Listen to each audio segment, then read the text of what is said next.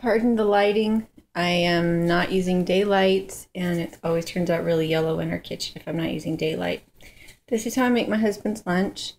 I tried out some sprouted wheat bread to see if the girls could eat it, and Kaya still got sick at night. So we're using this for his lunch. Usually I would use bread, but this is really a pretty big roll. So then I have my cheese for slicing. I have my meat from the meal before, mayo, mustard, and then along with that, I will generally put a cookie, or if it, according to his preference, a candy bar in with him. Maybe a jar of canned fruit if he feels like it. I like to do iced tea or some other beverage for him to take with him. It's difficult to find a jar that can stand up to as much bouncing and moving around as his truck has. So we're still working on that, but this gives him his main meal, or if he gets hungry 2 hours into the day, it means he has something to eat rather than feeling like he needs to go to the convenience store 2 or 3 times in a day. That way this is a snack, and then if he needs to eat in town, he can, but he's not hungry for most of the day. When I make Mr. Dirt's lunch, I always toast the bread. Otherwise, the mayo and any other juice from the meat makes the bread soggy before his lunchtime comes around. And these are what I use.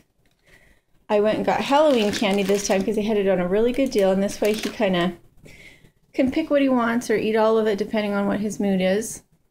And the lids fit on really good. Let's see what brand name were these. These are Rubbermaid take-alongs.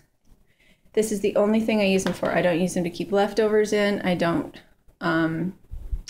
use them for the girls and my lunch if we go somewhere. I use them only for my husband's lunch, and that way they last forever. And I think it costs $1.24 for a pack of 4 at Winco, which is our inexpensive place here. All told, this, I don't know, this lunch probably cost us, the buns here were pretty expensive. I think they were like 75 cents a piece. So I would say that this lunch probably cost $1.25. It's a little more expensive than most of the lunches that I make for him. If I'd used normal bread, we probably could have done it for under $1. And I did have cookies in the freezer, but I ended up taking him to a function, a get-together. So instead of having homemade cookies to put in, I have these. So, you know, you win some, you lose some. When you're cooking with natural meats, as opposed to those which you get from the deli, after being in the fridge overnight, they will have hardened because the fat in between the grains will have solidified in the cold. So you have to make sure when you put your meat into pieces that you have also kind of flattened each piece between your thumb and your finger so that it separates a little bit.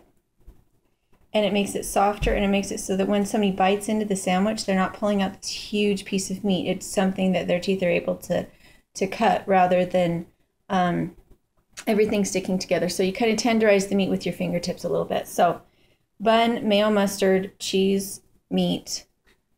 My husband likes a lot of mustard. So I would put tomato and lettuce in, but it will make the sandwich soggy, so I don't. Mash it down, make sure everything's good and bound together.